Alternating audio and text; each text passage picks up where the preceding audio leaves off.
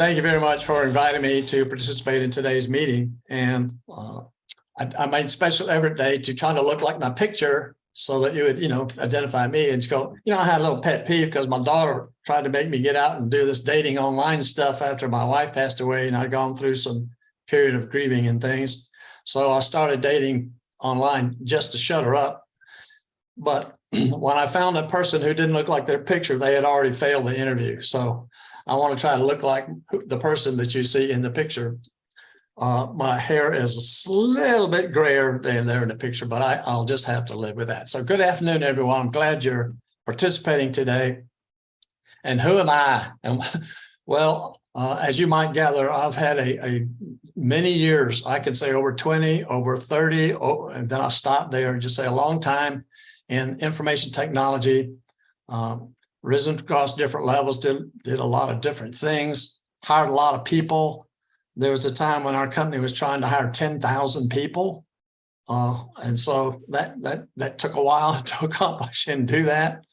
I mean, it was so bad that my manager was asking the candidates, so if we hire you, just what is it you'll be doing? I mean, it was really helter-skelter type atmosphere. So what are we going to do today? Well, my objective today is to try to help us learn a couple of things. And I got a couple of slides to go over that. So this is a learning time for us. I would love for you to ask questions. You may simply ask questions anytime. I've asked Leora Joyce to kind of monitor the chat. So if you put a question in chat, they can let me know. I'd be glad to discuss that with you. And maybe there's times when we hit something that's kind of similar to you, and you might be willing to volunteer and say, that kind of happened to me, and kind of share your story as we go along. That would be good as well. So be glad to have you participate. I hate just talking to people and just talking by myself. I don't like looking into the camera. I like looking at people, but I'm having to practice that too. Therefore, let's get started with this successful interviewing skills. Let's define successful first. What is a successful interview? It's when you've done a good job presenting yourself and selling yourself, all right? When you've done that, and it's been genuine and it's been authentic, that's all you can do. Now, we'd like to do all the networking and research and things like that to be able to do that effectively. So it's not just something we walk in and do. There's a lot of work to that. So I would ask you this question. Compare the hours you spend on your resume with the hours you spend on preparing for an interview. Is there any close correlation? Does anybody worked on interviewing as much as they have their resume? How about half as much? Of a quarter? 10%? I mean, usually we spend a huge amount of time on our resume. We got version 75, and it just keeps changing and going, and everybody has different opinions and ideas, and it just drives us crazy. Then we get to the interview, and while we are working on our resume, do we work on our interview skills? And very few people really work on their skills, which means practicing, preparation, and that sort. There's some, but not as much as we can do. So what are we going to talk about? This. Now, I offer a free interview success workshop. I'll tell you a little bit more about that, but it's all focused on how to sell ourselves. How do we do that? And how do we differentiate ourselves from other candidates? So those are the two focuses that we're going to pay attention to today on doing exactly that. I'd like to get an idea from you. You can enter into the chat window your answers, A, B, C, D, E. I pretty much guessed that in D, you're in finance and accounting, all right, for this audience. So I'm not, some of you may be wanting a sales role or a marketing role or something like that, but I think I pretty much know the answer to D with this group.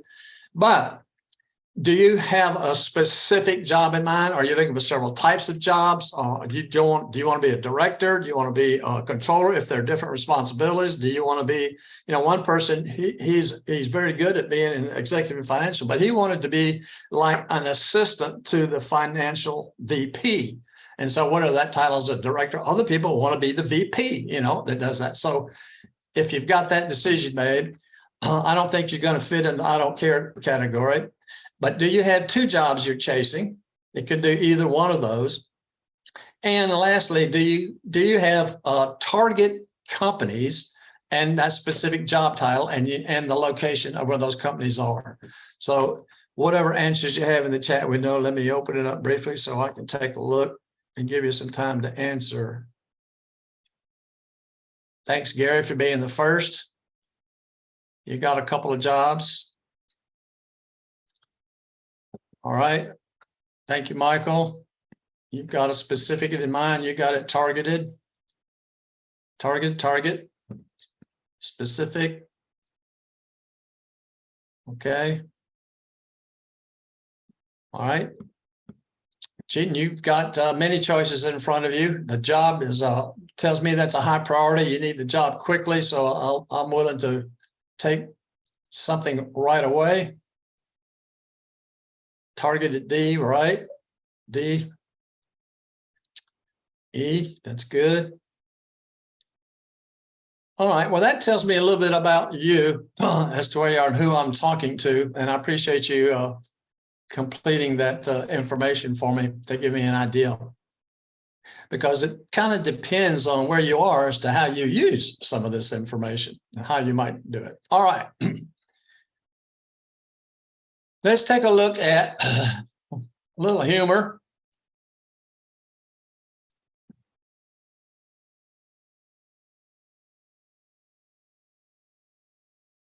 All right, I ask this question all the time to people.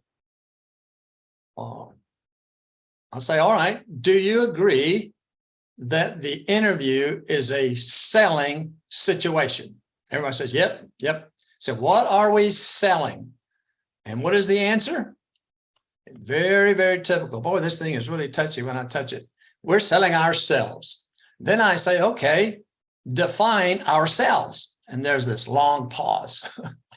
Well, in 1999, I took the third downsizing from a company I've been with for 25 years, figuring I'd be working in about 3 months.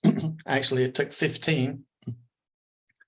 But I did some research, I did some networking, I got in and I sat across the conference room table with the hiring manager, and he asked me one question. He said, "What can you do for me?" I didn't have a clue. I didn't know. I can tell you everything I did. I can tell you what I've done. I was ready to go through that. I could walk through my resume. I can give you examples of things, you know, all that kind of stuff. But I really didn't have a list of things that said, here's why you should hire me, because I can provide this value for you.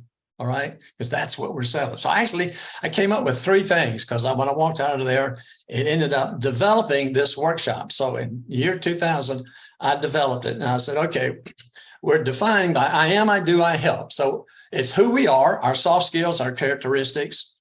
You might put culture fit in that particular topic, but culture fit is more than just the personality. It's also the way things get done and how we work and that sort of thing. But am I the kind of person you would enjoy working with? Do you like my personality? Do you like my approach? Do you like my communication skills? Do you like that sort of thing? People who like a person and think they would fit well into the culture, into the company, and into the team, and to the department, everything like that, they will work to find a place for us in there, because we're rare. There's not a lot of people that they feel that way about. So that would be a good thing to have, right? To know that. And of course, our experience and our hard skills.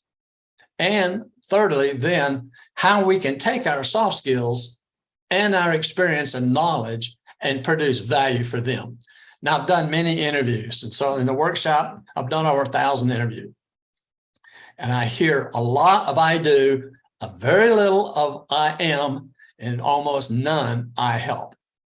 So how do we sell that? So that's what this session is about, is selling that and differentiating ourselves from other candidates. So the foundation of that interview is how our responses inform and demonstrate who we are, what we do, and how we can help. And I put in what we do that energizes us. When I explain what I do, am I showing them that I love doing it and that I enjoy doing it? There's one way they can say, you know, I love project management. All right. So I enjoy project management because, and then what about project management that energizes and excites you? And the way you answer and talk about it demonstrates that as well. So it's not just the words, it's how we talk. So if you were to rank them, how would you rank those 3 in importance? And you can put those in the chat window. I'll open that up and look at it.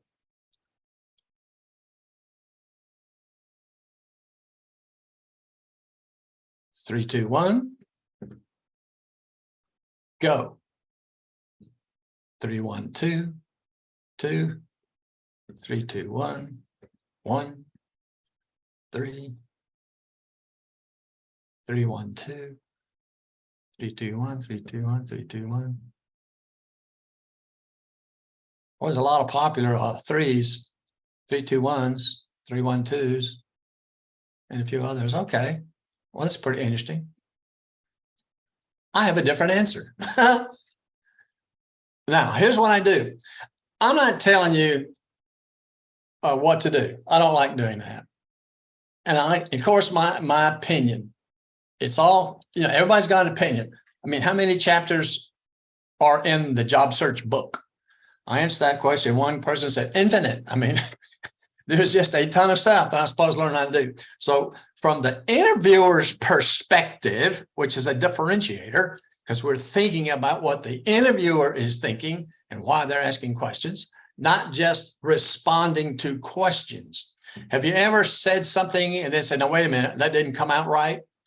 Now, the reason that happens is because you've heard what the other person might be thinking when you said those words and said, that's not the message I really wanted to send.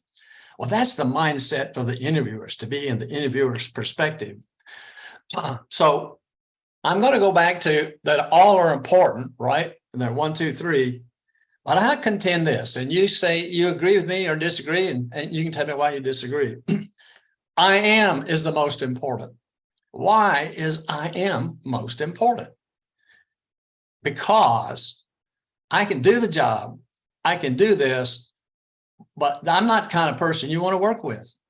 You don't have the same personality or something that I think would be successful here. We bend our values a little bit. You might like integrity, but there's times when we have to bend that a little or something, whatever it might be. But if there's a mismatch with the I contend that yes, you can do the job. Yes, you can bring value, but it's not a good fit here. Therefore, I think I am is the most important. I think 3 is the next important one, the I help side of things. And then the I do. Now, we'll have to have all 3. All right. We have to have all 3. But we certainly means that when we're selling, we better check out their values and we better check out their working characteristics, not what they post as far as how they work, but what actually happens. What is it really like in there? So that's my opinion of it. So interviewer's perspective. So let's go into the top 10 things we can do. Now, I had trouble. Walt, wouldn't you say sort of depends on the position too? Well, so, everything it depends. Yeah, Peter, you're right. Everything depends and that sort of thing. I mean, because if you're, it's a sales position and the guy can bring in, $5 million of business, no problem, and he's a little bit of a jerk, you might take that trade-off. That's correct. In fact, salespeople break more rules than any group if they're successful in sales.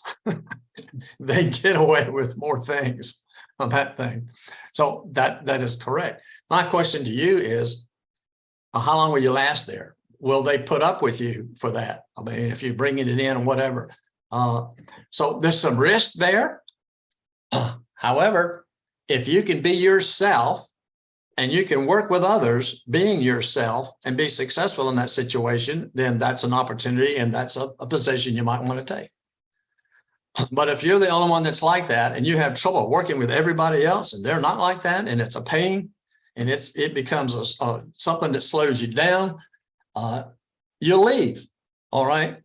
So it all depends on how you can accept the difference. My thoughts. What do you think? Well, I guess it depends on kind of like you said, from whose perspective, the right. employee might be able to, it might be fine with it, and an employer may or may not be. Yes, yeah. Depends on how if much other people if other people in the company are willing to put up with you and you can be successful there, that's one thing. But I don't know, how risky is that? So that's something you might want to check out. during your interview process. Were you saying something, Leora? Yes, Mitch has a question. How would you deal with it? How would you answer dealing with a difficult person? That question. Well, I got out my hangsman's noose Mhm. and my gun, and I back him into a corner. So why don't we save that to the end and remind me, and we'll talk about specific questions then. Okay, Okay, absolutely. be glad to address that. Number 10, experience. Now, everything has to be relevant to the job. Number 10. Now, this is in the least impactful to the most impactful. And I was telling you, I'm having some difficulty because all of these are impactful. If I want to put them on a scale and say which one has more weight than others, well, I'm going to tell you I'm doing it in a rate of 10 down to 1. But some of them are so close that they're not that hugely different in importance. So I have a question to you. Now, the definition of this is it's not the experience, and it's not, it's not the knowledge, it's not the education, it's not the certifications, it's how you've used all of that, right? Using the experience. I can tell you that I've had experience doing anything, but if I can't give you an example of it, then maybe I don't have that experience, all right? So using that. But why is number 10 number 10?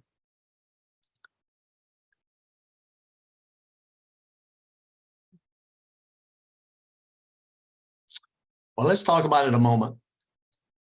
Here's Walt's impression of part of the hiring process. Candidate selection begins usually with a screening interview. I don't call those interviews. I call it part of the screening process. They're checking for things. So screening phase 1, a lot of them use all this ATS stuff. We've got this technology now to submit resumes online, and now they've had to come back and put some software together to be able to go through all those things to pick them out, because there are some companies, they post a job and they get 1,000 resumes posted. Now, how are you going to handle that?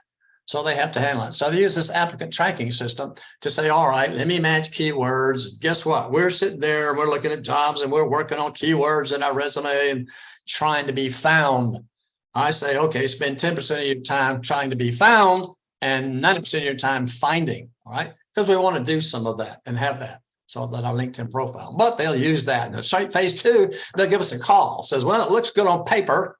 Now let me see if I can do that. And they're basically checking experience, the I do side of it. It looks like you can do the job. And then when you pass that, that's when I think the interview process really starts. So the rest, the prompt, the part of it is screening. If you call an interview when people ask you questions, then it's an interview. So it's a semantics thing, but I'm saying that getting selected basically comes through, yep, looks like you can do the job, so I'll select you for the interview. Therefore, I conclude, and I think we all conclude, that potential candidates from this point forward satisfy the I do to some extent. Yep, looks like you can do the job, all right? And that's why when you get to the interview, it's number 10, because you pretty much satisfied that to get to this point. Now, we still got to convince them. We still got to talk about it. We got to include it, all of that. But we've already passed a good part of that just to get to the real interview step. And so that's why I put it as number 10, but it's still very important. Now, I'll look at typical resume, and I don't get into the resumes. I mean, resumes drive everybody crazy, but I see these kind of things. I did this, I did this, I did this, I did this. Okay. Now I'm going to come back to this a little bit later, but that's what I see that shows. A lot of resumes show huge amounts of experience. And to tell you the truth, I don't need huge amounts. I just need a little bit of relevant experience. Enough to get a phone call. I don't need my lifelong history in a resume. I don't tell you everything I did. I don't have 8 bullets for everything. I just have a few that are very important and relevant to this job, enough to get a phone call. All right. We'll come back to this a little bit later. All right. Number 9. What is the number 1 mistake we make when we do video interviewing? Now, we do a lot of video interviewing these days, And a lot of work is done now remotely and through video stuff. So it's part of the things that we need to be able to be effective at, but particularly in an interview. But what do you think the number one mistake is that we make in a video interview? Okay, I'm opening up the chat window. Posture. Or you can, yeah, just open the mic and tell me. You don't have to put it in the chat. I think it's poor posture. Posture, okay. Other bad body language, being Bad fidgety. body language. Yeah. So what we do is we get the camera real close so you can only see our face and you can't see the rest. Yeah, how your face looks, all right.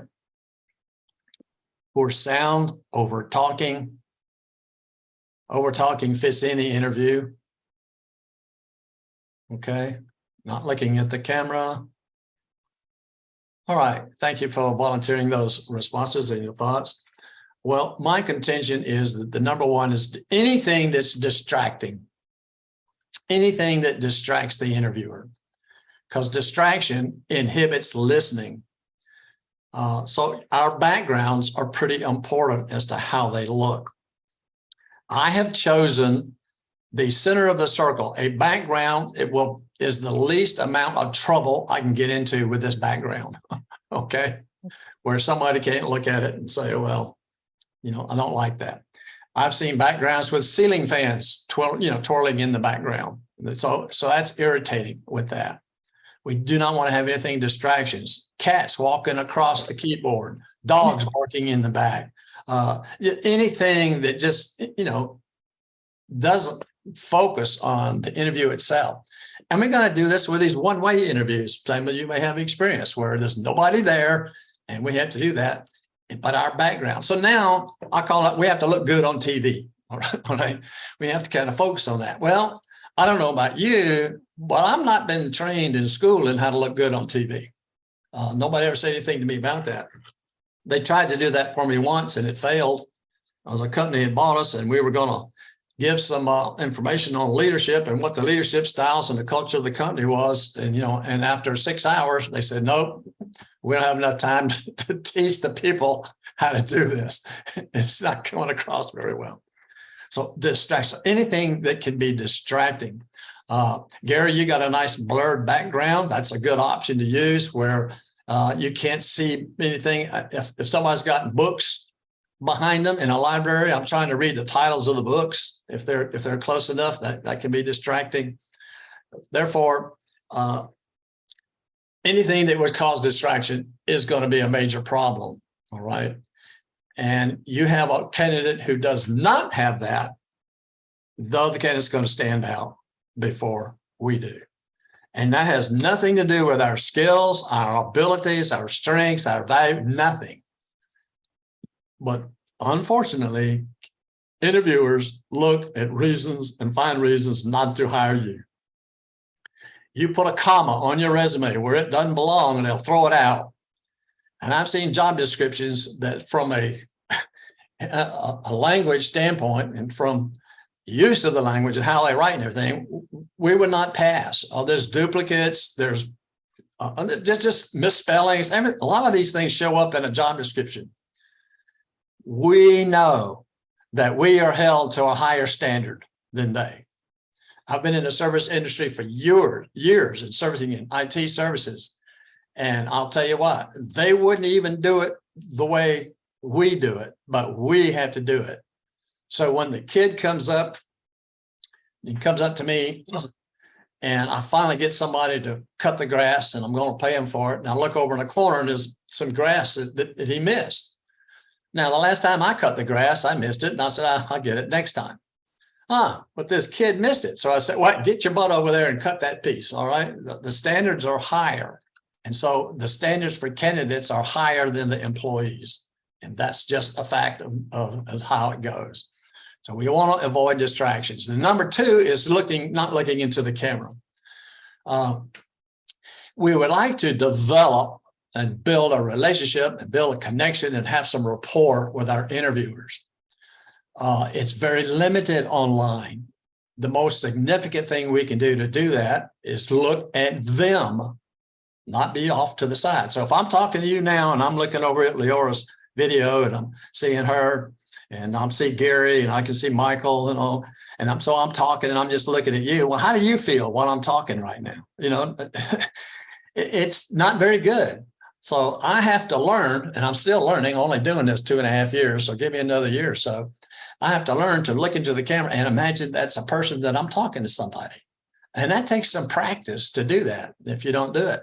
Now, that's kind of a general rule is when you're talking, you must be looking into the camera. When they're talking, now you can look at them. It's okay to look away. If you're thinking, not in general thinking, our eyes will not focus on anything. That's what our bodies do. We can't generally stop that. If you get into neuro-linguistic programming, this up to the left and down the left and up to the right and down to the right is accessing different areas of the brain. And the only thing I learned about neuro-linguistic programming is that if the other person is thinking, don't interrupt. It doesn't matter whether they're looking up or down or whatever, but they're thinking and allow them time to think. So it's a leadership principle that I have. But nonetheless, it's okay. You don't have to force yourself to look into the camera while you're thinking of an answer. It will be unnatural to do that. So that part's okay. But when you speak, so you're shutting your mouth while you're thinking, all right? You're silent. You're not talking while you're thinking, which we often do because silence works against us. We got to talk. We got to pull now. We got to answer. And we'll talk about that in a little bit too. All right. So that's the video part. So here's a few tips I give on video preparation. This is kind of the how-tos.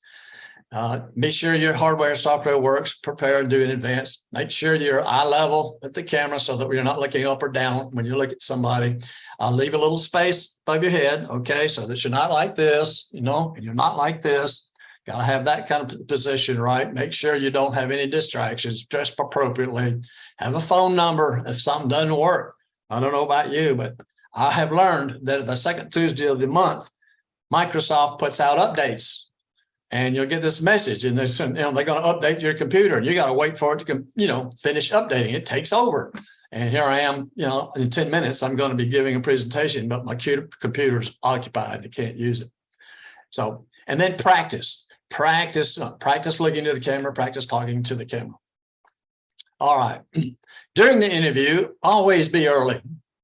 I don't know, some of you might know, I know Leora knows Jeff Morris, but he has a phrase that says, if you're not early, you're late.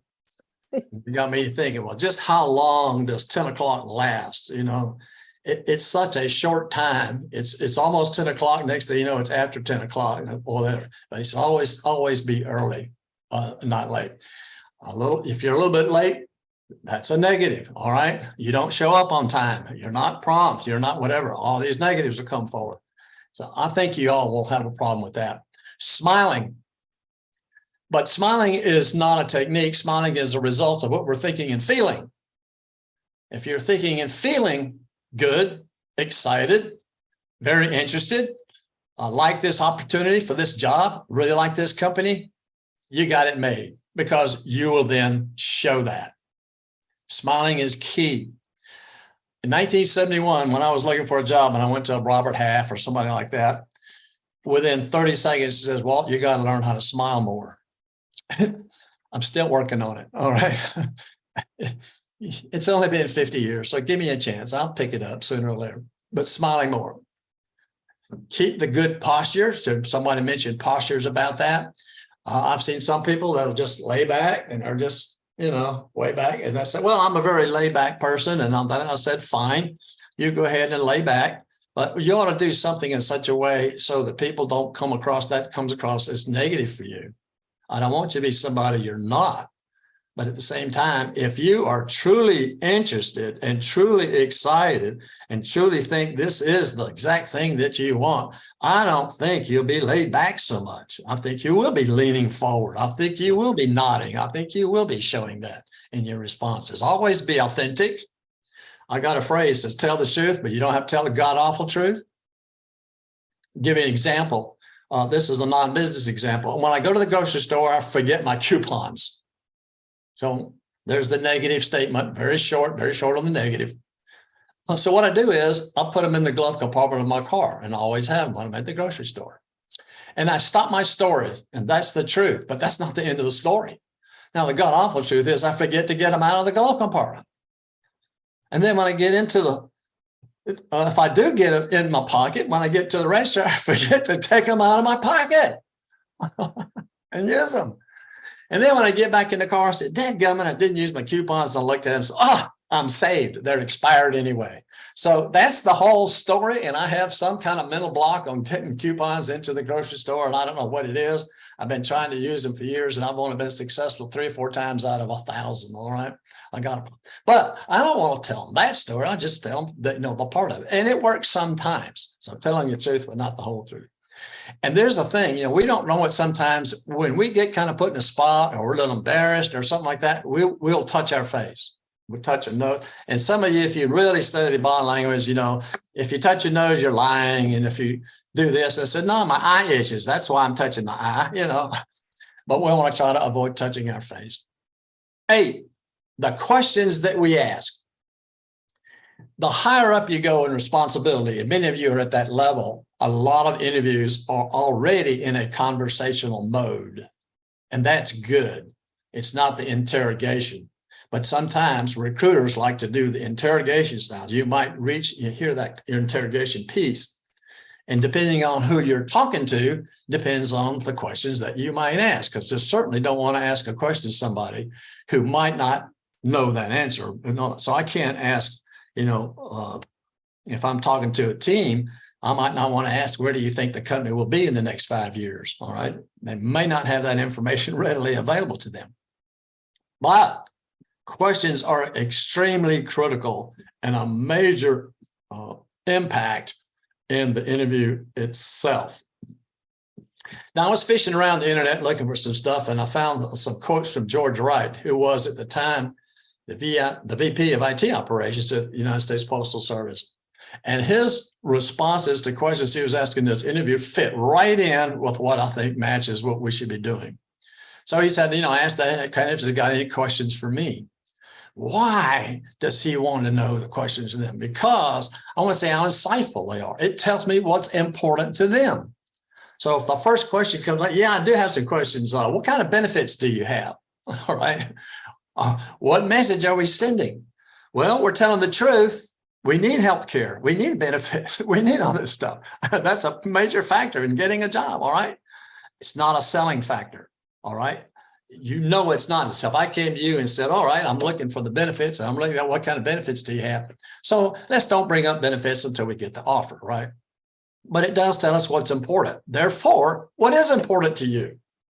What is the most important thing? Can you describe your values? Can you articulate your values? Can you articulate the value of your values? Can you articulate culture? Can you describe the kind of culture that you're looking for? And then can you ask questions to determine if those are the values they have and the culture they have, not the ones on the website, but the ones they actually work, the actual working ones.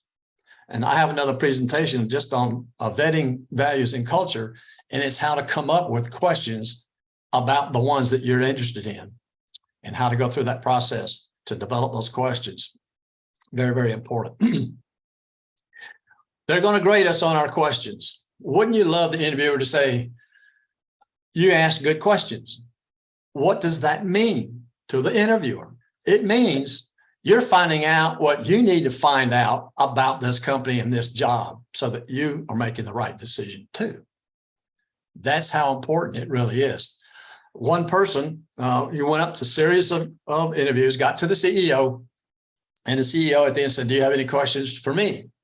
And he hadn't asked any so far. And he said, no, I think I pretty much got everything answered. So all of his previous interviews, he kind of got them all answered. Well, what message does that send to the CEO? You don't want to know my perspective. You don't want to know anything about, it was a real negative. He didn't get hired. All right. And I said, that's probably the major reason. You should be asking questions to everybody. You might not get a chance to ask all the ones you want. That's why you prioritize them. All right. So make a prioritized list. What do you need to know to go to work there? Do not wait until the end to ask questions. Ask them up front. And I'll talk a little bit about that later on. But the idea is to get into a conversation, we need to ask questions.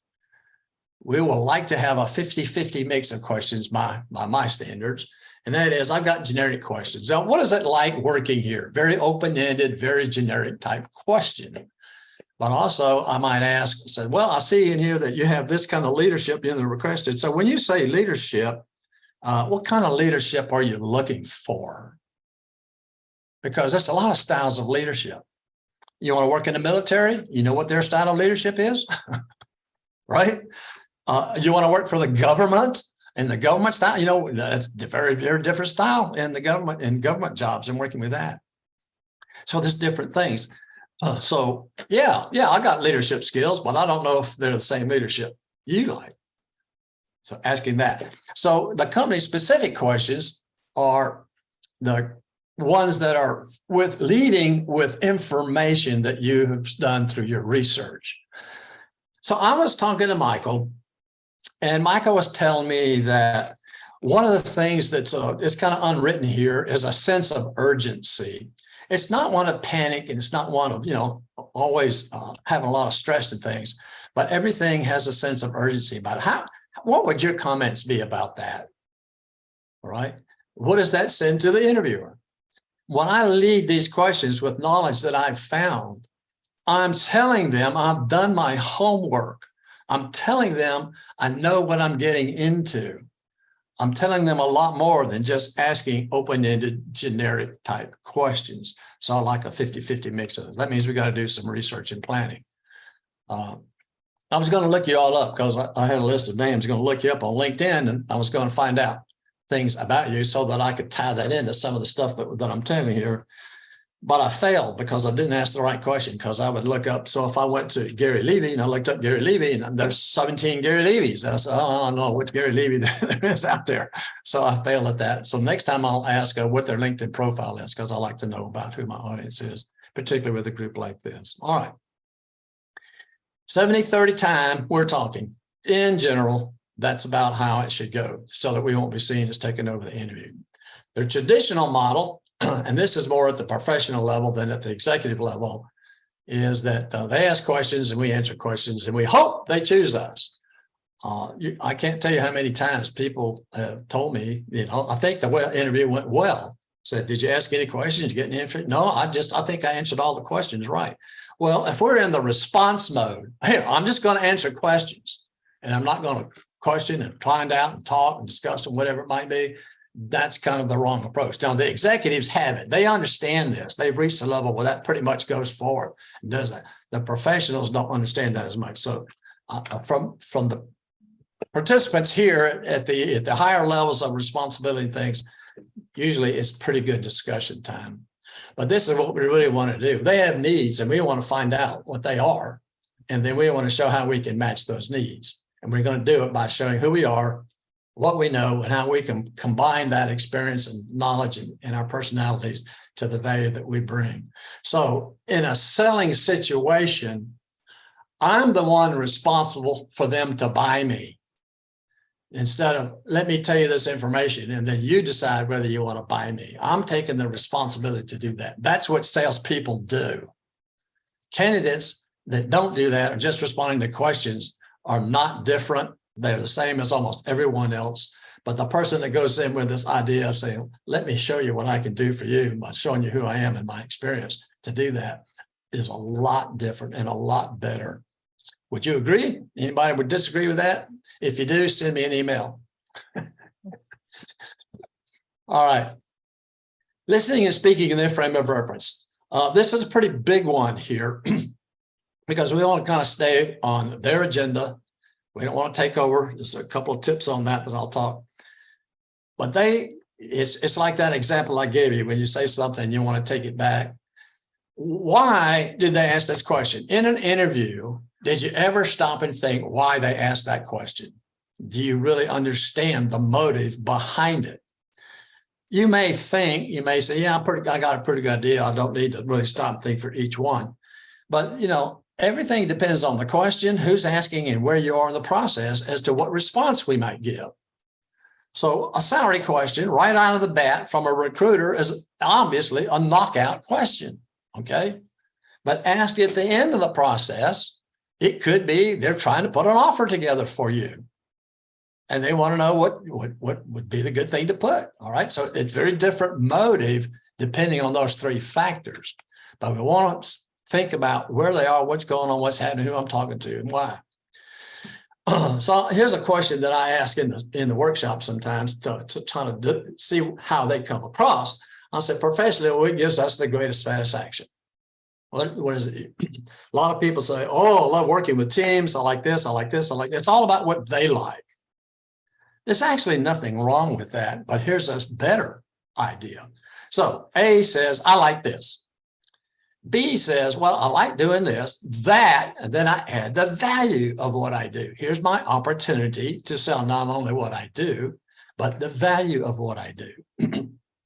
I like doing these types of activities that result in these, and I listed 3 or 4 different values in generic statements of the value that I can bring. And then I offer to say, would you like me to give you an example of doing one of these so I can tell you a story? Or I can say, would you like me to tell you about a time when I saved the company $50,000? Because, you know, finance people are focused on what? 2 things: increasing revenue, increasing profitability, and growth, right? We're focused on those things. My opinion of finance people at your level are, can you tell me where we've been, where we are, and where we're headed?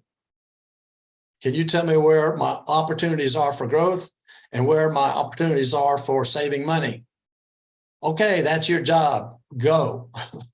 Anybody disagree with that? There's more to it than just that, but that's kind of the atmosphere that I have as an interviewer looking for people. Yes, you can provide data. Yes, you can do closings if you're doing the accounting functions part of it. You can do these kind of activities, but how accurate is your data? So if I talk about how I work for providing accurate and timely data for these effective decisions, that's more important than just say, yeah, I can provide the data. All right. So you get the idea about that. So the A answer is all in the I do, and the B answer shows I am, because it shows you that I'm results driven. This is what I do, and this is how I can help you. So I sold some I am, I do, I help in that answer, not just I do. Therefore, in my responses, I'm looking to say, what part of I am, I do, and I help can I sell? Maybe it's only 1, maybe it's 2, maybe it's all 3. I don't want to do the I help at the answer of every question, because anything that's repetitive becomes a negative. All right. But there's opportunities to do that. More opportunities to find the I help or examples of it. Some people say, let me go ahead and tell a story. I say, let me ask if you want to hear one, and we'll get to star stories because they're one of the things. So it's risky to answer questions in a way where we're taking over the interview, i.e. too long an answer fits that. Telling more than they want to hear fits that. And the more we talk, the more we might tread into, I don't need all of that. I don't want all of that. If you're talking to a CEO, they don't really know how to care generally how you got the answer. The analytical person wants to know everything about how you got the answer. All right. The expressive person wants to know if you had fun. All right. And the friendly person wants to know, did we have good friends? Those people make decisions based on relationships rather than on facts, like analytical people do.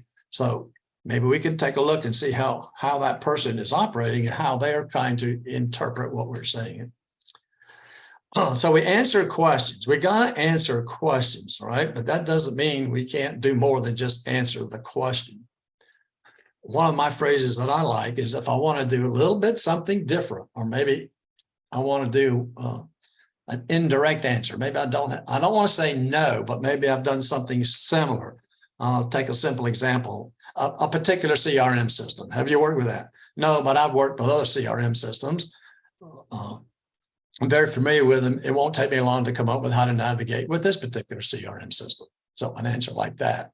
So it's not saying, no, I don't, and just leave it alone. But we follow up with stuff that says, it's a nit. If they really want us and they really want us to work there, that's don't worry about that. We can show you how to do that. And that'll come across. Therefore, we use this phrase, would it be all right with you? And it doesn't stop us also from asking relevant questions about that. One person, they were talking, he was in product development, and he was talking to an executive person in the company. So they came up with some of the products they are, was talking about it and where they're going, where they're trying to do with products. And he said, well, you know, I was listening to the quarterly report that the CEO made, and y'all had a recording of that on your webpage. And he was saying that we need to develop products with a higher margin. Now, why would he ask that question? I'm in product development. I can help you do that. And I see this listed, and you know, the about section on a web page, that's a company talking about itself. Some have testimonials of people, right? Now, you can't always trust a testimonial because they don't choose the bad ones. They only choose the good ones. But nonetheless, it gives you some idea of a culture, whatever. Amazon has, you can't even, they tell you more about Amazon before you even get to the little button that says, you know, here's the place to go look for careers. Tell you about why you should work here, what we're about, all that sort of thing. Toyota is very good about doing that as well. And others don't do nearly as well. But those are two examples of saying, I'm going to tell you all about us before you even punch the button to apply. Because if it doesn't match, you need not apply. And we can also ask questions. All right. So they ask us what are our strengths. And so I said, well, among others, and because there's some listed on there, or I saw these listed on the job description, but I practice integrity, response. So I list 3 or 4. And I focus on getting things done. Okay, that's one of my strengths, to get things done. And so would you like to hear about a time when I applied any of those? So I offer to tell an example of using the strength. And it shows you how you went about doing it, what you did, the order that you did it. It's the story. And we'll get to the star stories in a minute. What are your salary requirements? Well, I like this one for the recruiter. Probably not that often used, except when it's up front, but I'll be glad to answer that. But can you tell me something first? Can I know anything about what's going on? Gee whiz, you just jump in there, and somehow recruiters have this innate ability to say, I can take a number and figure out whether it's a go or no go decision. And I say, well, you're completely wrong on that. Because if I told you what I was making in my last job, I don't want to do that kind of job anymore. I want to do this job. And so the last job was 150, but I'm happy with 100. I don't need 150. I would rather do this and make 100.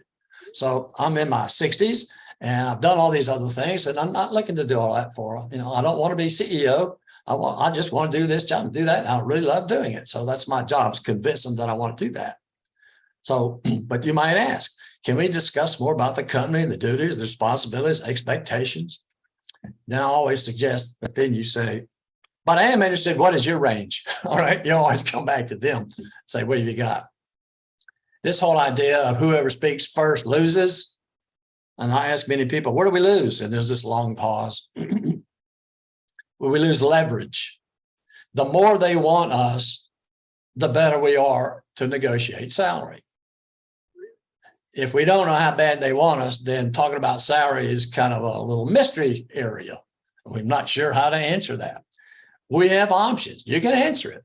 I suggest a range, not just a number. I suggest a range. Do your homework. In the workshop I give, salary.com and bls.gov tells you company provided data on salary information. But I don't want to get off too deep into the salary. But this is an example of how we might defer, or how we might talk about it later, or how we might say, can we do this first, whatever. And that may be appropriate in a question before they talk something. Say, well, before I do that, I would really like to find out some other information. So would it be all right with you if we did this? So we're staying on their agenda, but we're changing their agenda, right? Company knowledge, hugely important. What you know about the company, the industry, the competition, customers, vendors, challenges, whatever you can know and show that knowledge about that company.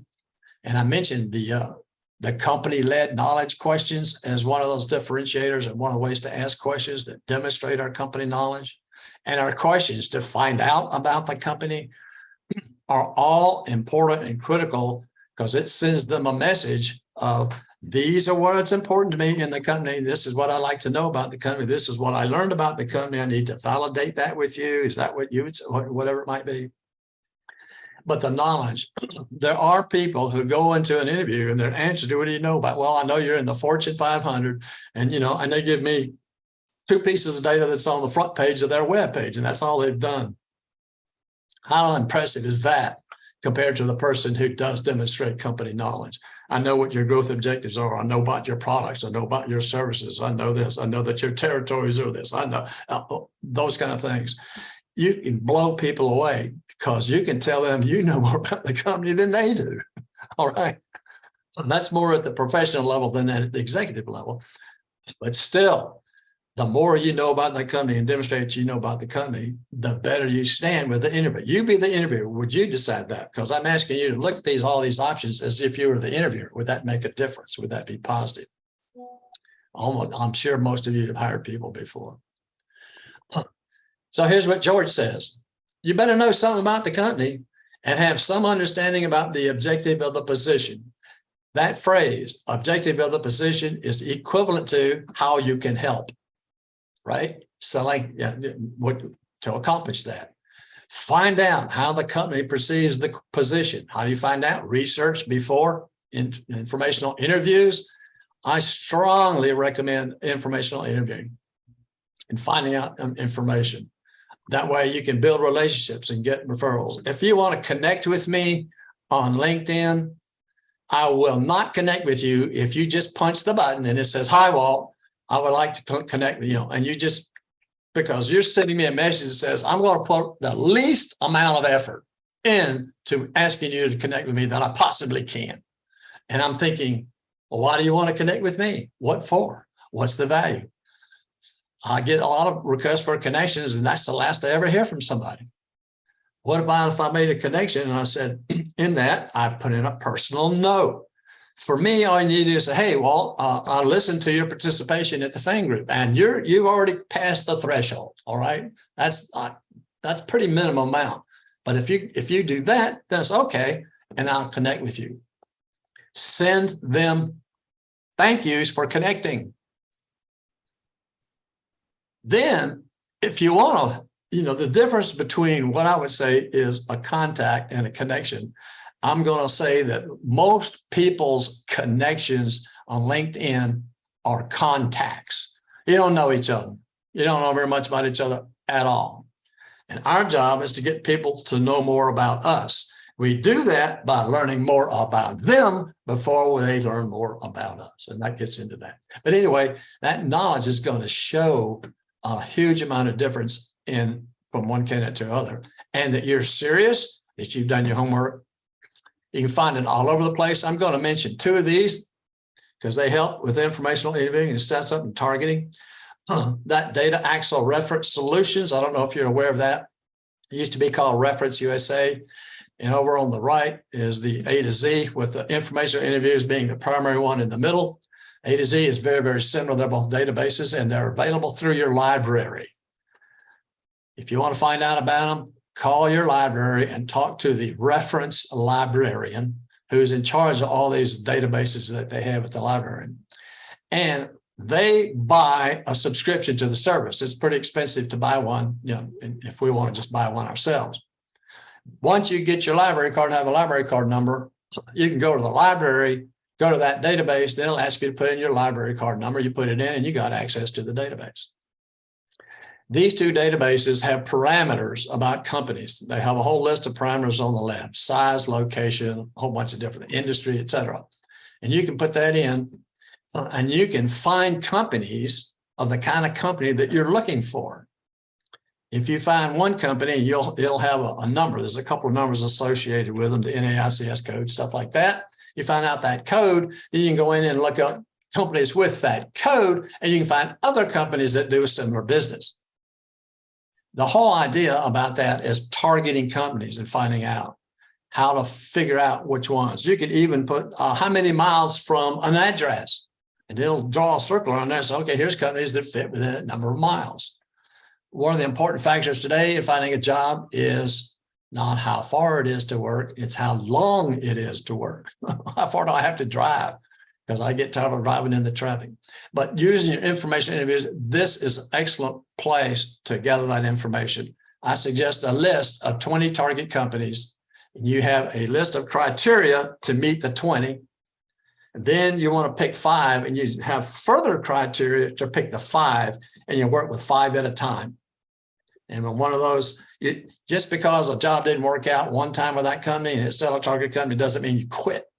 But anyway, use that to gather that. I like to Google CEOs' names, for example. Certainly look up on LinkedIn. There's a piece of software called Crystal Knows. You get 10 free ones, but it uses the DISC process to analyze your LinkedIn, everything that's on your LinkedIn, and it comes back and says you're this kind of person. And it's a clue, it's a step up to say, now I know how to deal with it. It even tells you how to deal with this kind of person, what's important to them. So it's pretty good information that may help you as you go throughout your research and talking with people. Amazon tells you what you need to do to get hired. So here's Beth, this was on their webpage. And here's what was important. So, you better know our leadership principles. They're telling you what you need to know about this company.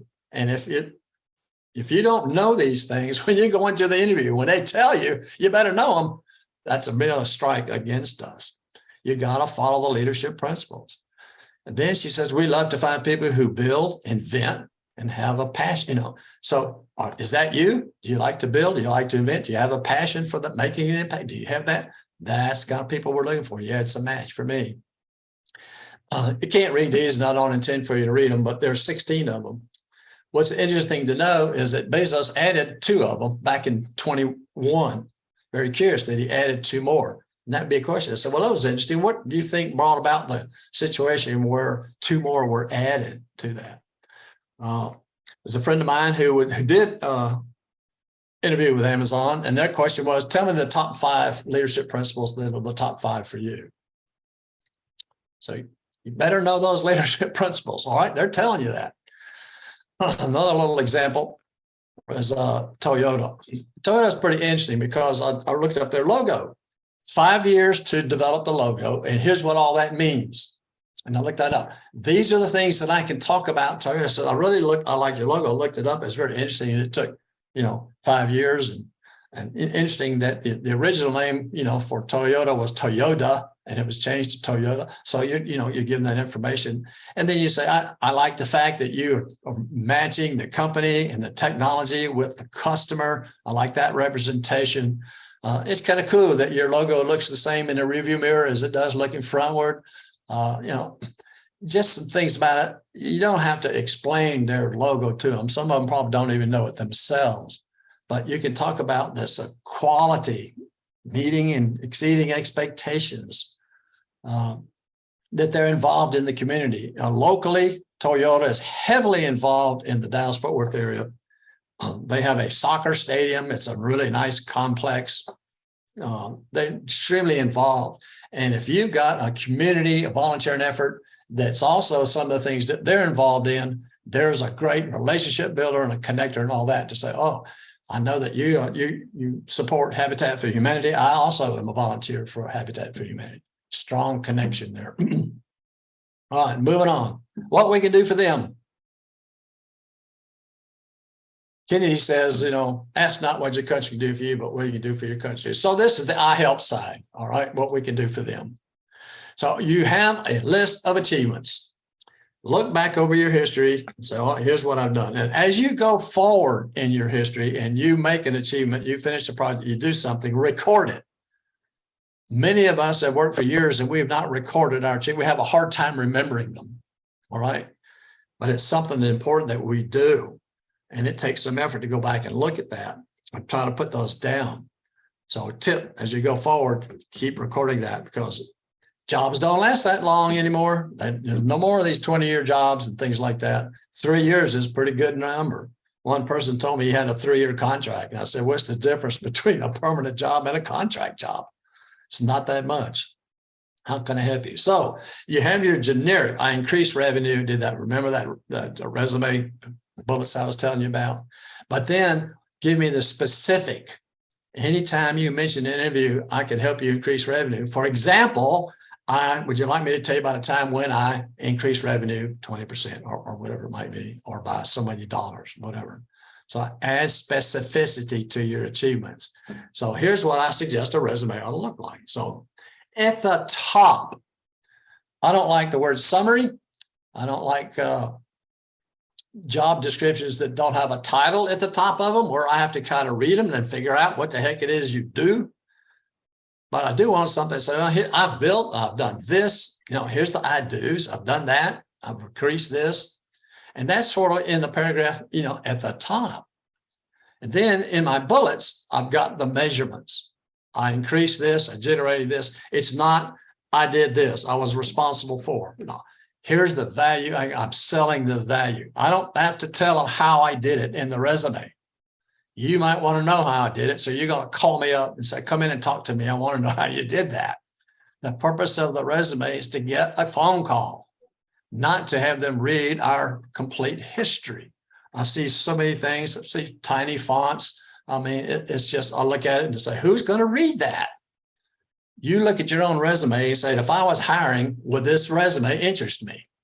I mean, it's a good measurement. How do you do it? Because you've hired people before. Right? Pausing before answering. Huge. What's so good about pausing? I talked about it a little bit earlier. Isn't it negative if we don't answer quickly? And the answer is no, it is not negative if we can't answer quickly. You may be able to answer quickly, and that's fine. But let me tell you about the value of pausing in a second. So here's what George says. Did they think about it? When I got a question, did they think about it? I.e., did they pause? Did they pause and think about it? It's important to him that people stop and think about answering the question. It's a strong difference. And for those who don't and kind of ramble, they're on the hit list. They're saying, no, I won't hire these kind of people. I'm looking for people who do this kind of thing. Did they answer the question?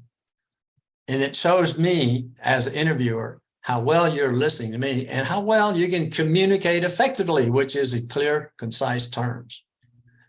Brevity first. Let them ask for more detail. Here's 9 things about pausing that's good. We're polite. We can take a breath. There's nothing wrong with taking a breath and thinking. Taking a breath helps us clear our mind. Talking while we're thinking, they interfere with each other.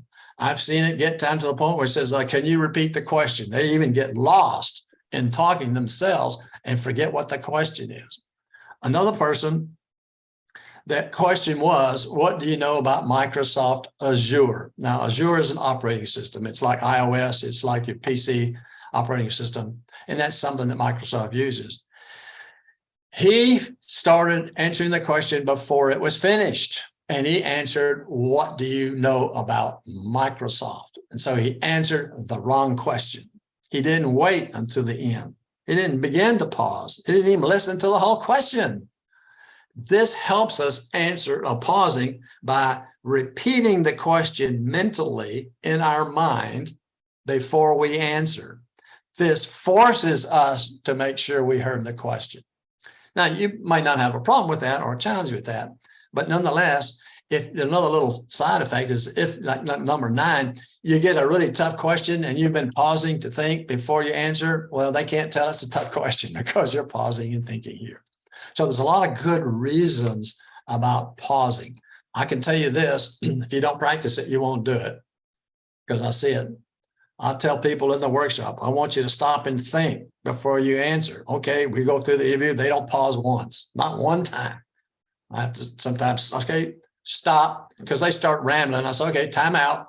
I want you to think about an answer before you answer. Okay, we're going to repeat the question, and I'm going to give you an indefinite period of time for you to think here. I don't want the pause or the silence to work against you. I want you to practice stopping and thinking. It's an amazing tool that we can use. Star stories, huge differentiator, important. Situation, task, action, result. It'd be unfair to assume that everybody knows about them. I'll just talk about it briefly. this is a way of demonstrating to a lot of things, demonstrate our experience. Some companies believe in behavioral event interviewing. They ask questions, tell me about a time when, give me an example of. I want you to answer these questions in 90 seconds or less. So you've got the brevity. The situation, I need your title. Just tell me your title, if nothing else, because I need some idea of your responsibilities. Here's the task or the problem child. One sentence. I can do the situation, the task in one sentence. When I was a customer success manager working selling IT services, I had a CIO of a university who accused me of bait and switch on a proposal. All right. There's one sentence that give you the situation in the task. So what I did was, and here's what I did first. Well, the first thing I did, I called my boss and his boss and told him to tell his boss, the CEO, you might get a call from the president of this university because the person copied everybody in the chain of command from the president in his email to me, right? So the registrar knew it, the financial person knew it, the CEO knew it, everybody knew it. So I had to respond, so I can tell you what I did and how I did it and what happened as a result. All right. Star stories have a strong impact. The main impact is that people will identify with us in a story. It's like identifying with a character in a movie. They will actually kind of live the experience with us as we go through it and tell it. How you tell it is huge. How you tell it is huge. How you tell, are you getting the message here? A person was asked, was on a panel interview and a practice interview with a person, and he was asked to tell about a time when he did something. He said, oh, that was a fun one. And then as telling the story, he was showing how he had fun going through that process to get that result. And all the panel says the best thing you did was how you told that story. It's not just telling it. Were you excited about it? Or do you say, oh, I'm telling you, I had such a tough time. I could not get people to do their jobs. I couldn't get collaboration done. I mean, I had to go, and they complained the whole way through. All right. Oh, that's great. Just go ahead and present that story. How would you think about that? So we get some physical stuff going on and dopamine's happening and all that kind of thing. So they learn who we are, what we do, and how we help in a story. A story has all of those three elements, demonstrates our communication verbally. Our resume indicates our written communication. It shows our knowledge and how we used it, how we engaged others and who were they, and how we put that team together, perhaps, or whatever. Shows how we think and how we process, and it invites conversation. So it's a really good thing about star stories. So learning and attention increases. There's this idea of what happened. When I said, I had a CEO accuse me of bait and switch. Did you think, well, I wonder what you did? I wonder what happened. How were you able to resolve that? Well, that kind of came up in your mind. That's kind of what happens to us. But it creates an empathy through that coupling. Empathy leads to the emotional connection. An emotional connection increases long-term memory in our hiring manager or whoever's interviewing us, and they remember the story more than anything else. Facts are not remembered very well. Stories are remembered very well, and they can connect it to us. So stories is very important. If they're not asking stories, then we say, would you like me to tell you about a time when I give the result and ask permission to tell a story? Culture fit, number 2, we're getting to the end. I'll make sure, here's what George says, that soft skills are fit. All right. That tells me that if soft skills don't happen, he says, that I run into problems. Another vote for I am being more critical than I do and I help. Yep, you can do the stuff. You're qualified. You can do the job. You can do all that stuff. But if it doesn't mesh, we're going to have problems. So the culture fit is very important. Our soft skills are a huge part of the culture fit. What do we like? What kind of person are we? Because we make decisions and are driven by those things. I'll bet you all of you have had at least 4 assessments, also number of assessments in your life to describe, who you are. One person, I looked at the job description, says must have strong interpersonal skills. Well, here's 148 of them. Which ones are you talking about? Which ones do you mean? There's all tons of them out there. I went through this list and looked at it and said, gee, I'm this, you know. And so out of the 148, I came up with 60 that applied to me. I said, oh, that can't be true. I can't be all of those things. But we need to know what our soft skills are and how to articulate them and the value of them as well. Responsibility. You're looking for a person who's responsible. So, well, with that, with responsibility, I take ownership of what I say and do. That says I'm accountable. All right. I'll take on it. It's mine to take. And if it doesn't work, it doesn't, you know, that's me that's doing that. So adding integrity and trustworthiness and dependability, you can rely on me. There's the value. My portion, my job, my definition of my job is you need a goal, I'll take care of my part. And if I need help, I'll come back. I'll take care of that. I'll do that. And so, but I have integrity with it. Trustworthiness is through research has come up with less than 1/10 of a second to make a decision on a person's trustworthiness. So here's an example of being responsible.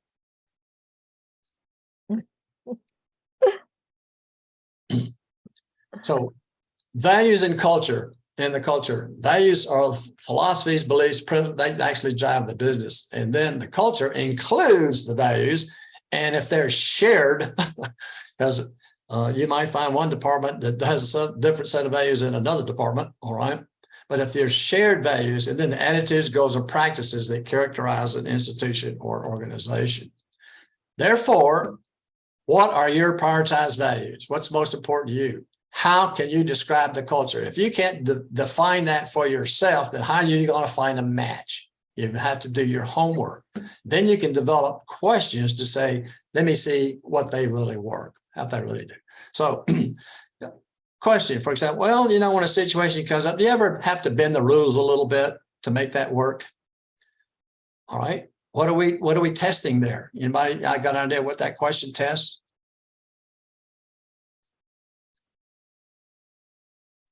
Integrity. Right. It's an integrity question. How integrity? Okay. Yeah, I don't lie unless I really need to. All right. Very important. Here's a dozen areas about, you know, that you can look at yourself and say, all right, what motivates me? What are my instincts? What are my strengths? What am I interested in? What am I passionate about? What do I see? You know, what's my purpose for working here? What makes me feel good at work? Right. And what would make them feel good about me working there? Because this is my reference. What is their reference? How can I make them feel good? How can I make my boss look good? I always looked at my job as making my boss look good, making my team look good. My leadership philosophy was create an environment for success for the team and then get out of their way. Let them do it. They'll come to me if they need some help. All right. And your culture, if I'm a competitive person, I'm an organized person, I'm responsible, I have a sense of humor, then how are those shown in a company? How does that show up? If you're a very organized person and the company is not organized with anything, your manager has 15 different things on their desk and they're trying to do all this kind of stuff. They have a different style than you do. It's not necessarily wrong, but can you adapt to that? Are you okay with that? Or does that bother you? If are they right? People don't get organized. We have meetings and we don't seem to put things together right, all that sort of thing. You're not going to enjoy working there. Now, I have a sense of humor, but the problem is I'm the only one that thinks it's funny. Rabbi Dr. Jack Cohen. All right, let's go back to number 8 briefly, and we're combining questions with values and culture. So here's an example. I take teamwork and collaboration. What's the definition of it? What's so good about having it? How is it demonstrated? And now that I know these things, I can start developing questions to check out just teamwork and collaboration. Now, teamwork is one thing and collaboration is another. They're a little bit different. But this is kind of what we can do. This helps us be able to articulate what it is by the definition, helps us articulate what is good about it, what is good about having this value. With my teamwork and collaboration, I can have a team working more effectively together. Right? There's a value of collaboration or teamwork. Then what is more effective? Well, when we're more effective, we can, and then here's the value of being more effective. This is what it looks like. So if I know what it looks like, then I can start asking questions to see if that's what they do there. I'm not going to go through this one, but I will tell you one thing about that. This is a very different resume. Jack Beck was a career coach. He's not practicing that now. His opening statement is, it's a one-page resume. He says, offering, you can place your trust in me. The first thing he sells is trustworthiness, a soft skill. Isn't that interesting? Because of my knowledge, right? My mission is to know every client individually. So you can trust me because I learned you and we can develop a winning strategy. What an interesting statement. Then as an example, and he says, this is how I helped 90%, right? I did this. He used Strengths Finder, which is Clifton Strengths now. If you've ever used that, there's some terms in that that are not necessarily easily to interpret as to what they mean, but he describes it. Then he gives a few examples of what he did in these things. It's a one-page resume that says, all I'm trying to do is get a phone call. You know, I have my two-pager, which is an extension of this, but this is really all I need to get into. It's a very different approach. And that's what we should do in interviews. That's why I put that in here. Number one, what do you think number one is? How much time do I have? I'm already over time. Yes, we only have 10 minutes left now for Q&A before All right. 7. We are very close to the end. What's the most significant thing? I haven't mentioned yet.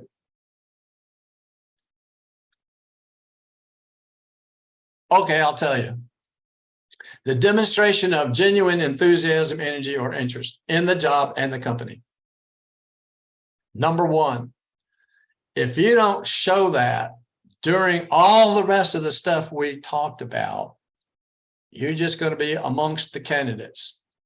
If you show this positive attitude, positive interest, genuine enthusiasm about working there in that company and doing this job and achieving these kinds of results, you are way ahead of most candidates by doing that. I asked this question. I've only had, of the hundreds of people that's answered that question, I think 3 have gone under 50%. That tells me this is the most significant factor used in the hiring decision. And a lot of times the number is 70% or better. It's the majority of the reason. Now, of course, you have to have the other stuff that go with it. But if you have this with that, you're hugely ahead of other candidates. We want to show more interest and enthusiasm and excitement about the job than the internal candidate is, because the internal candidate probably doesn't show that. We got to beat that internal candidate. Always got to assume there's one in there. Are they passionate? Are they excited? Do they know how it comes to play here? All right. How does that fit with how it comes to play means how we work, how we accomplish things. And all these things tell me that they want to get a job done. That's the value that this thing brings to him. So it's just some statistics. People are not making it through jobs because of the attitudes. First impressions. Trustworthiness, I already told you, was less than a second. All right. Which picture stands out? What picture were you first attracted to? Most people hit the baby. And it's not just because of the baby is in the middle, but that might be part of it. But everybody's smiling. So the greeting is so important in an interview, which most people say, well, thank you for the time to talk to me. I'm glad to be here. Hey, G, how you doing today? Yeah, I'm doing fine. It's good, you know. And the greeting is our opportunity to be different. You know, and I can say, well, good morning, Gary. If you've used my first name, I can use yours, but I might have to use Mr. Levy, or I might not use any. So, well, good morning to you. I'm really excited to be here. I look forward to having a conversation with you about this role and this opportunity. I think I can make a significant contribution to the team. Now, compare that greeting with the standard greeting. It says, I'm excited to be here. I'm looking forward to have a conversation. I'd love to have a discussion and a conversation. It sets the tone for a conversation. Very strong to do that in the professional ranks, where sometimes you get this interrogation style interview. But I still would say I'm looking forward to have a conversation with you and basically finding out how I can help you. one person was asked, he said, why are you here? He says, well, I'm here to find out how I can help you. And they were all, I said, well, nobody's ever said that before. And that alone differentiated him just by saying that. The greeting is important. Smiling, showing genuine excitement, interest in the person, in the job, in the company. Looking forward to discuss. I can bring value here. When I have that, when I walk in, I'm way ahead of everybody else. The opening is a chance for a personal statement. This is a how-to. I don't get into too much of the how-tos in this session, but why are you in financial? Why do you want to be somewhere in your life you decided this career? I need a sentence about that shows that you love doing financial stuff, that you love doing this kind of work. I can mention a couple of my experience with, and maybe I have an M&A experience, maybe I had other whatever type of experience or something like that. And with my stick-to-itiveness, my tenacity for accuracy, a couple of things, I can help you achieve these kinds of results. For example, and then I give a specific one. I left my last job because of this, but that brings me to why I'm here with you today. And I'm going to answer why I want to work there, right? I'm going to focus on that. I'm looking particularly at this particular job, and then I'm going to ask a question. And I suggest an I am question up front. Anything that says something like, could you tell me what are the top 3 characteristics for success in this role? Who are you looking for? And then you will start talking about how you match those and giving examples of how you use those. All right. And then in the first 6 to 9 months, what can I do for you to say you were really happy you hired me? What are the expectations of this role? So, what can I do for you? So then I can talk about that. And I ask that to every person because every interviewer has a little bit different list. Sales have a different list, then operations has a different list, than engineering, than IT, whatever it might be. They have a different thing. So we're looking for ways that we can be of value to them in the organization. And then the closing, the biggest thing I see about closing is a lack of closing. We're in sales. We're supposed to close the sale. I'm going to show interest. I love this. Look, it's a job. We've talked about you need a person who can help you do this. Tell me, do you see me fitting into this role? I want to know the whole process for hiring and keep it updated. Who does what, when, where? The next step, not just what the next step is, but will I hear somebody back? There's several things you want to ask and find out that you deserve to know and can ask. So many people say, I don't know when to call a company back. And I say, well, did you ask them? Who's going to get back to me? When shall I hear from them? And if I don't hear from them, can I give you a call on this date? What's their phone number? What's their email? How many you want me to contact? Find all that stuff out so you can do that, right? And then that farewell with that same energy. Fred's story says, well, his feedback was he lacked energy. He didn't just display a strong new business hunting attitude. So energy and attitude wasn't right. Joseph said, well, you're about the only candidate that showed any enthusiasm for the job. Preparation, research, preparation content, practice, practice, practice, gaining skills and confidence, building energy, enthusiasm.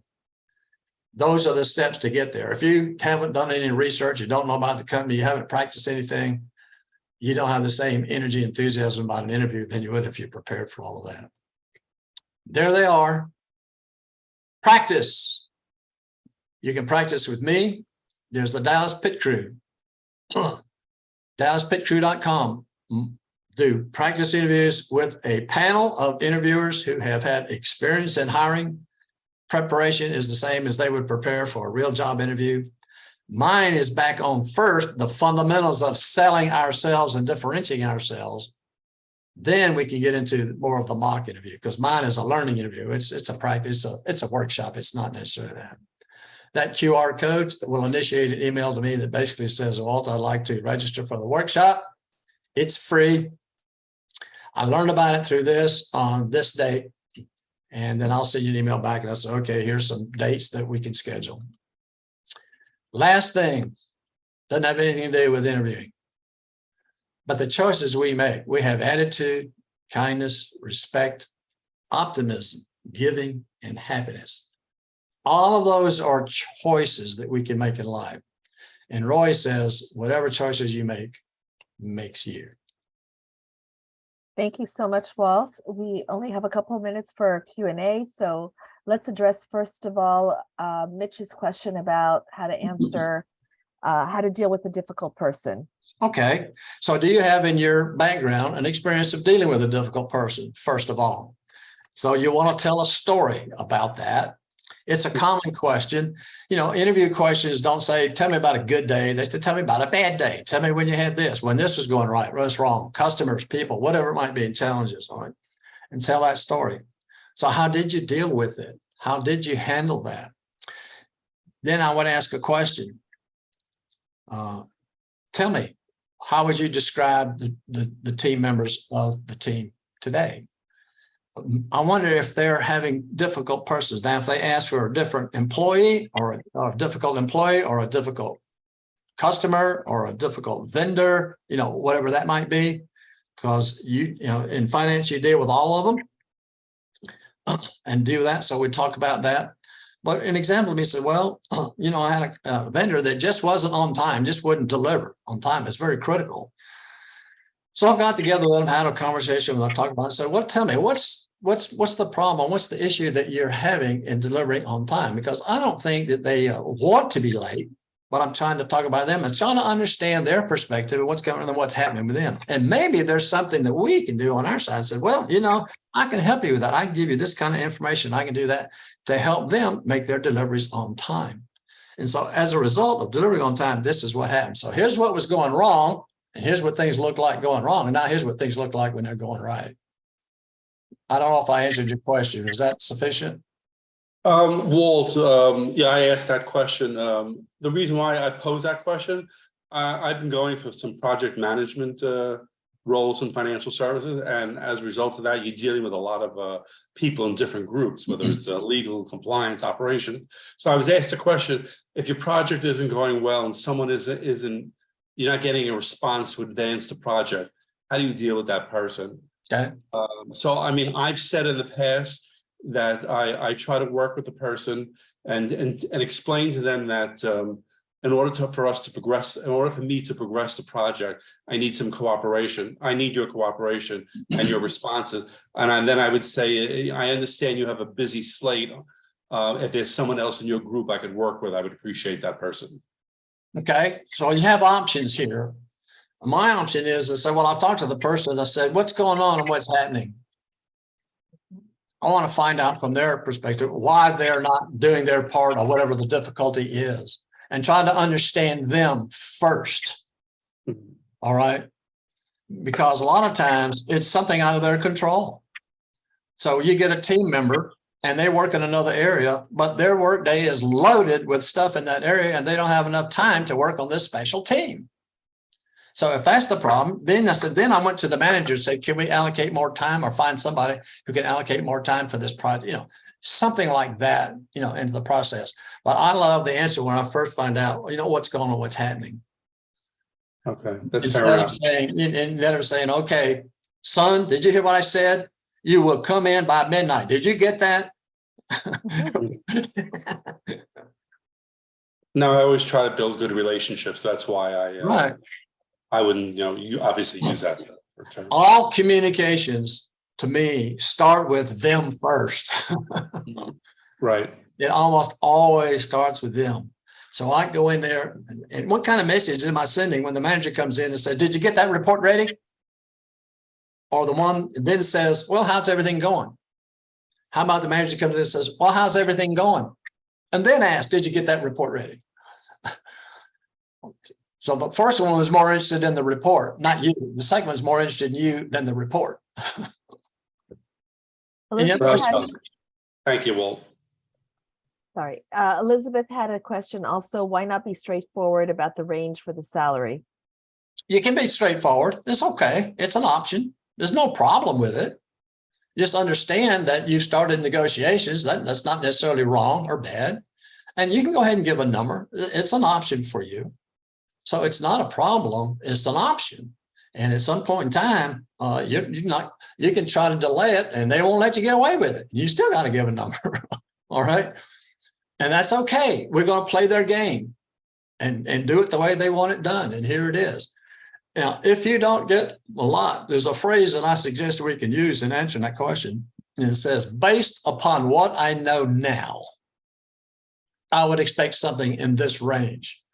That allows me the opportunity to change.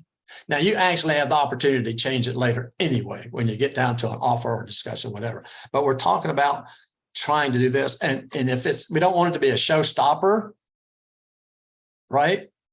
Well, but please stay away from them. I'm just looking for something that would be mutually beneficial. I'm sure you can come up that you pay something, that's comparable in the marketplace and blah, blah, blah.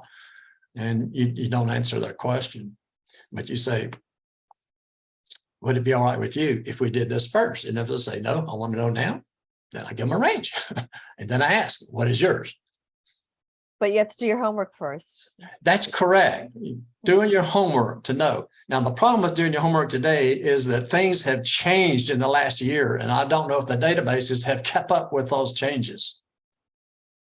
So, Indeed has things, Glassdoor has things, but that's employee provided data. And I would never tell HR that Indeed says the range is this, because that's not company data.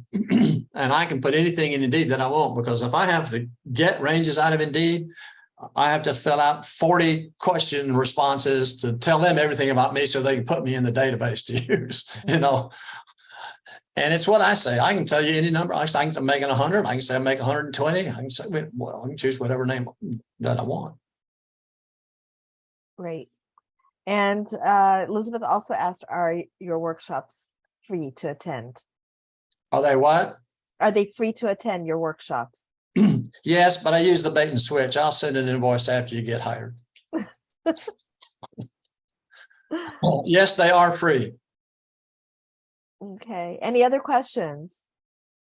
This is your opportunity. Walt is amazing. As you can see, he had so much to present, and he actually had to skip over so much of it because there's so much. You can see him on Career DFW, on the pit crew.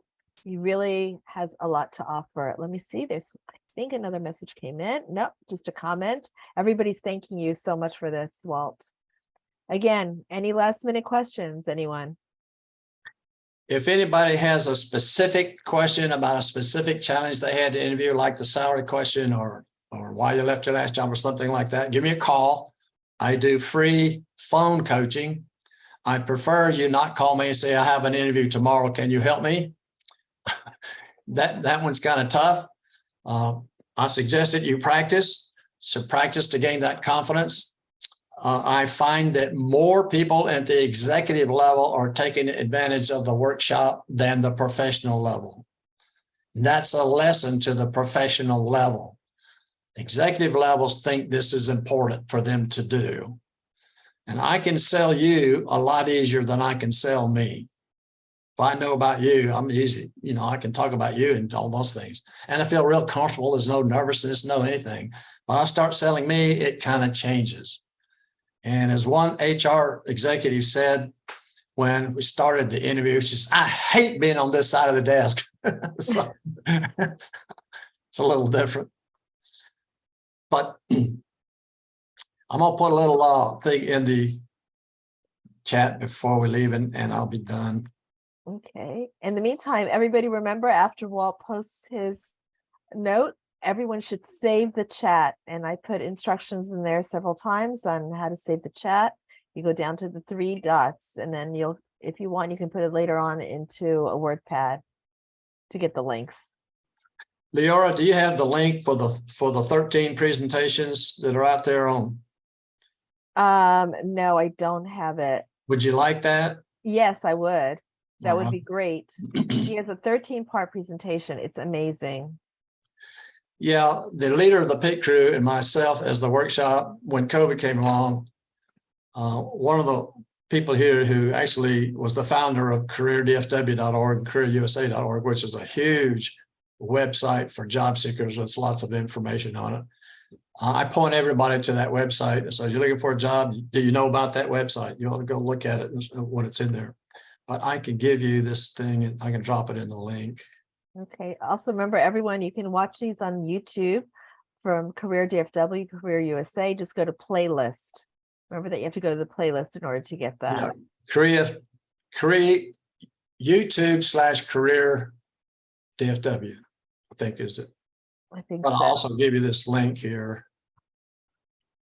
And it gives you, it's a nice file that gives you all the topics, a little bit about each topic, and where it's linked to, so you can find it really easily. So Star Stories is just one of the topics that that we talk about, that Mark and I talk about. G10 says LinkedIn is not working for him. Okay, you can look him up. Yeah, look me up under Walt Glass. The About section is all about the workshop. My phone number, my email is on my home page. Why? Make it easy for people to find me, call me, and talk to me, and email me. You don't have to connect with me to reach me. When I'm in job search mode, I very much want to put that. Now, once I get the job, I might not want to put that up there. If some women do not want to advertise their phone number up there, they want to protect that. Well, then get you one of these. Is it a Yahoo number? Oh, my Google number. You can get another phone number that you can use. It's not yours. That goes into that. You can put that up there for the duration of your job search, and then you can remove it. So there's ways, but the idea is make it easy. You should have a signature line in your emails that contains your phone number and your email, and maybe your LinkedIn. Make it very easy. Because people will say, yeah, Walt, I'd like to sign up and I don't get a phone number. And I asked for a phone number. Please tell me your phone number. I used it today because one person was late and I called him up. Says, like, I don't know where the link is to connect. All right. But make that easy. So